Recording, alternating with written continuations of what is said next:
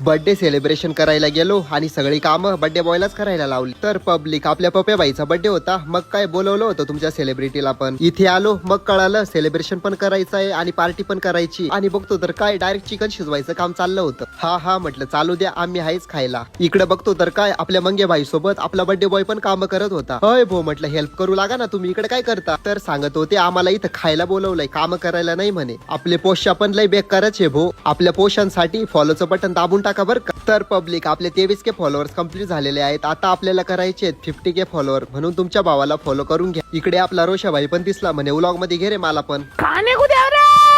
असं झालं होतं इकडे यांना. मग काय इकडे मेणबत्त्या पेटवल्या आणि लागलो करायला.